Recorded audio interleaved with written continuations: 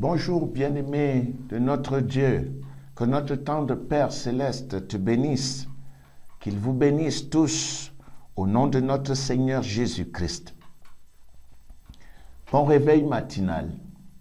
En relation avec l'enseignement intitulé « Le point de vue de Dieu et le point de vue de l'homme » que je vous ai fait parvenir récemment et qui concerne Proverbe 22, versets 20 à 21, qui dit « N'ai-je pas déjà pour toi mis par écrit des conseils et des réflexions pour t'enseigner, des choses sûres, des paroles vraies, afin que tu répondes par des paroles vraies à celui qui t'envoie. » Fin de citation.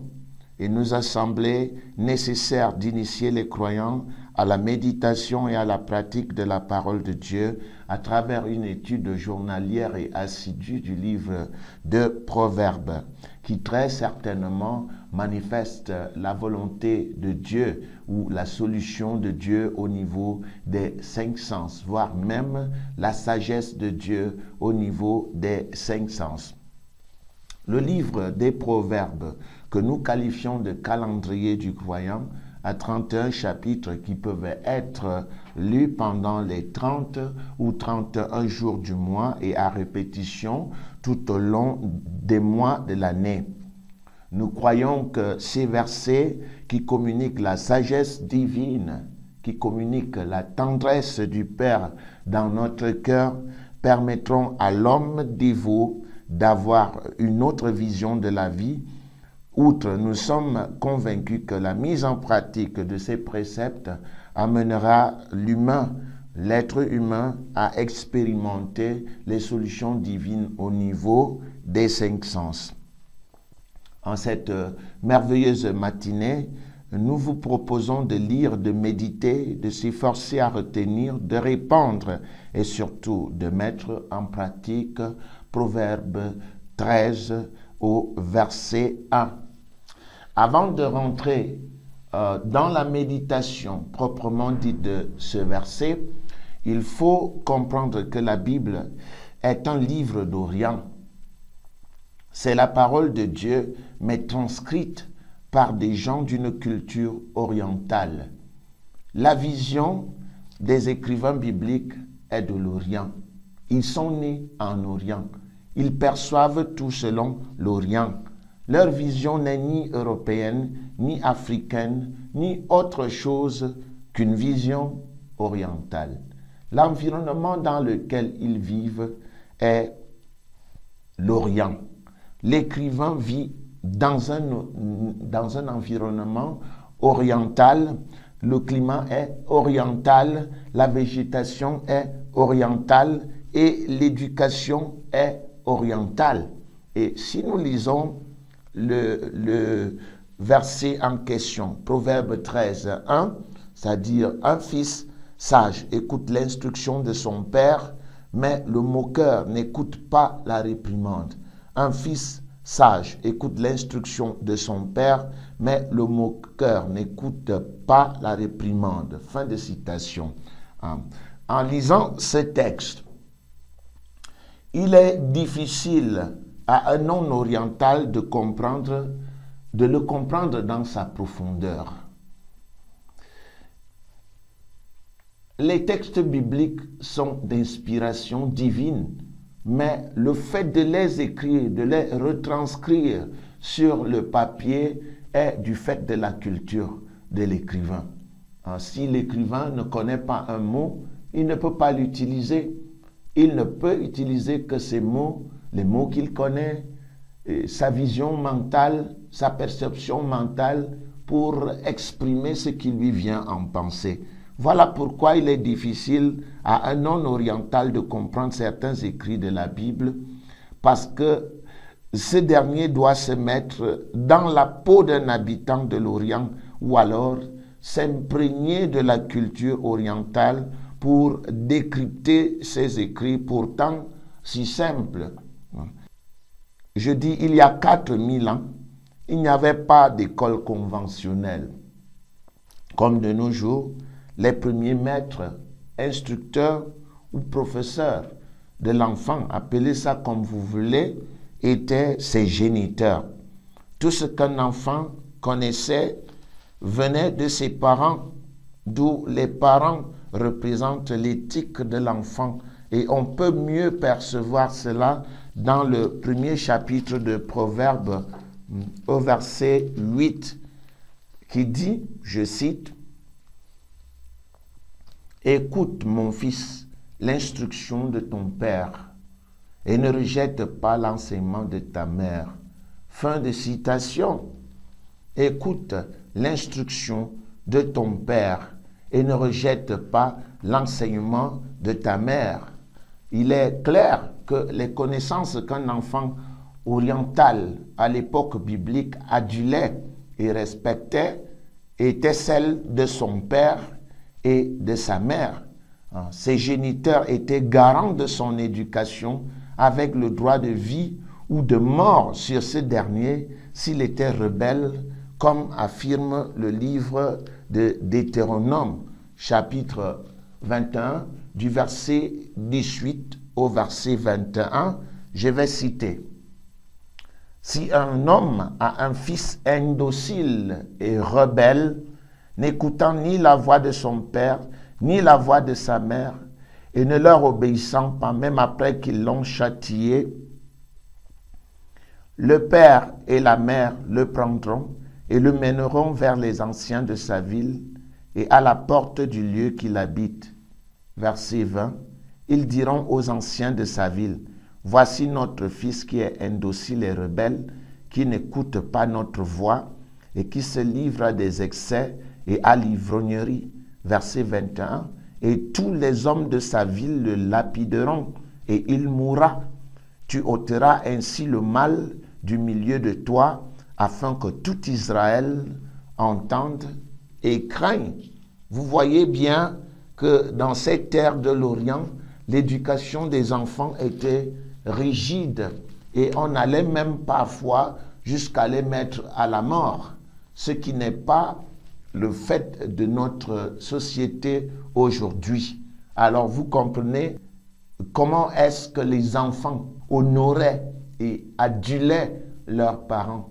Ils les aimaient et les parents avaient une très grande emprise sur leurs enfants, comme affirme l'apôtre Paul dans le livre d'Éphésiens, en Éphésiens, chapitre 6.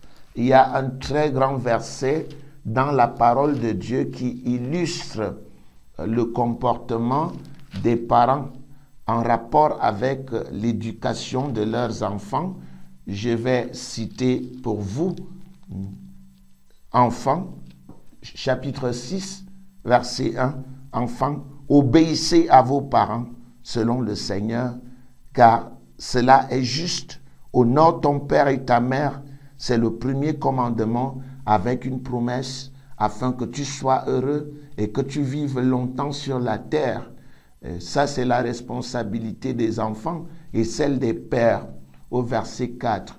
Et vous, pères, n'irritez pas vos enfants, mais élevez-les en les corrigeant et en les instruisant selon le Seigneur.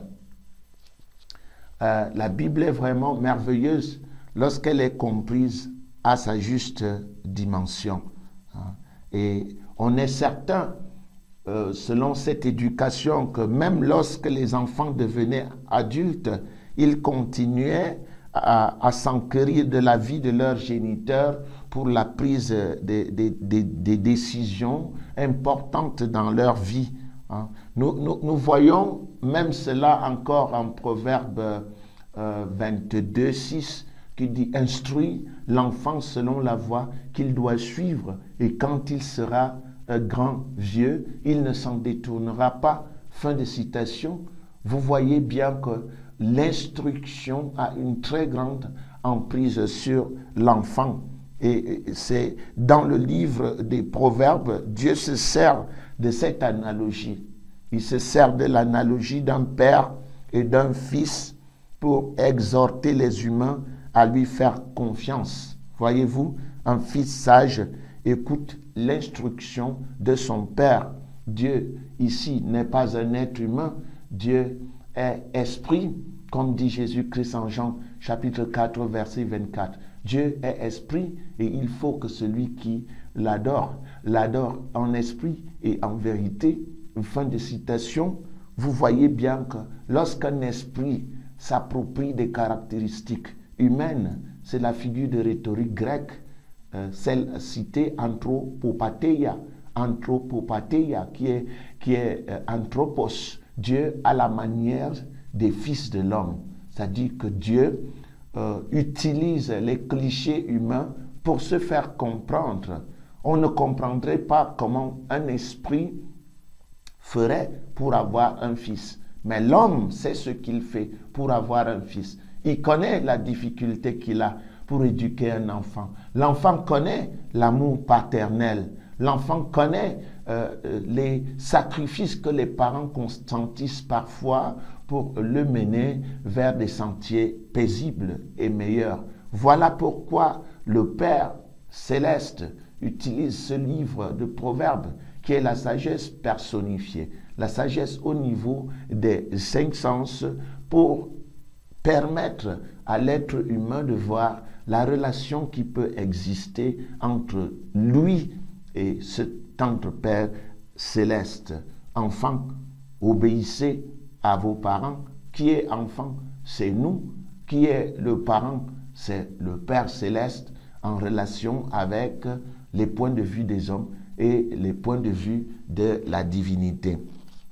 Nous voyons donc que cette analogie nous amène à mieux comprendre la relation qui peut unir Dieu à l'être humain lorsque ce dernier veut se plier aux exigences divines. Je voudrais poser une question.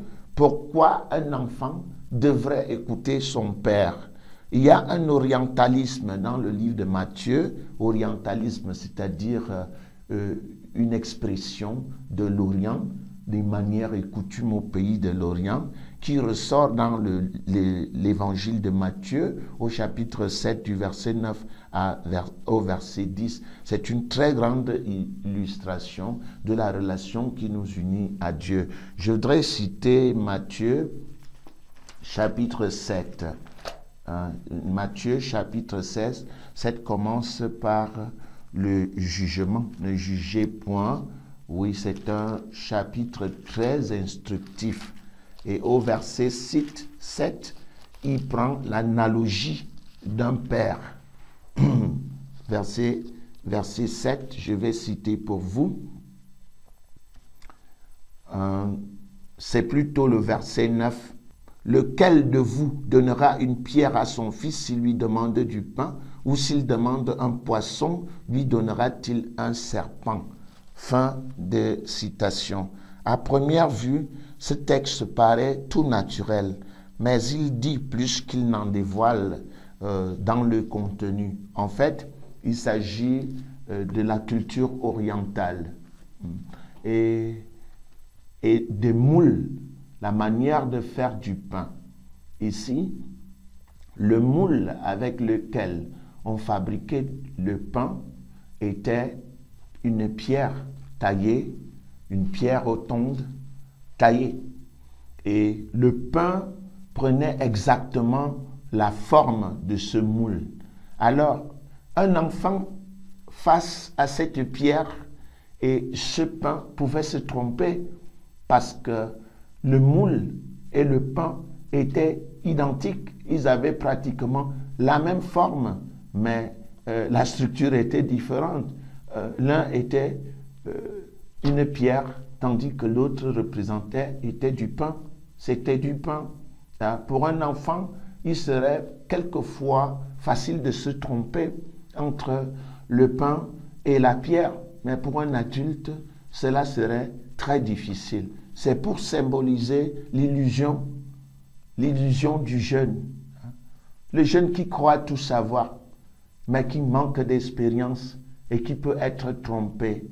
Il voit la forme d'une pierre, et il confond la forme de la pierre avec du pain. Voilà ce que ce texte veut ressortir. C'est une analogie. Et la suite du texte dit, Ou s'il demande un poisson, lui donnera-t-il un serpent? À première vue, cette analogie n'a pas de sens dans notre environnement. Par exemple, en Afrique, nous n'avons pas de très grands cours d'eau en tant que tels. Les eaux de l'Orient pilulent de poissons qui sont comme des serpents. Et ces genres de poissons ne pullulent pas trop dans les autres zones du monde. Alors, vous voyez bien qu'il serait très difficile pour un enfant de choisir entre le serpent et le poisson. Il pourrait être trompé. Il pourrait être trompé à cause de son inexpérience.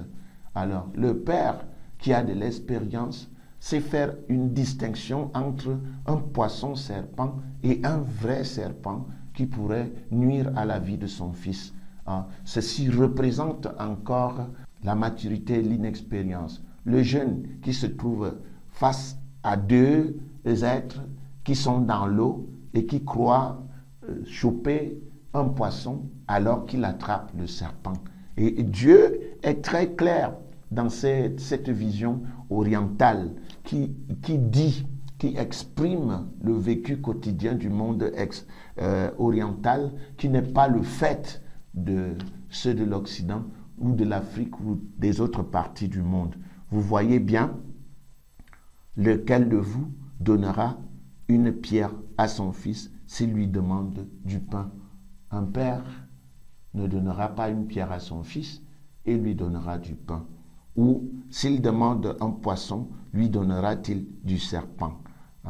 Un père ne donnera pas un serpent à son fils parce qu'il sait que la vie de son fils est en danger. Voilà pourquoi cette illustration qui, à première vue, ne communique pas grand-chose, mais en réalité, ce verset dit beaucoup de choses. Mon fils, un fils sage écoute l'instruction de son père, mais le moqueur n'écoute pas la réprimande. Puisqu'il n'écoute pas, ce qui surviendra, c'est la calamité et quelquefois la mort. Voilà pourquoi, en cette matinée, je me réjouis d'avoir eu le privilège de vous montrer ces petits orientalismes qui sont dans la Bible et qui prêtent parfois à équivoque. Que Dieu vous bénisse au nom de notre Seigneur Jésus-Christ.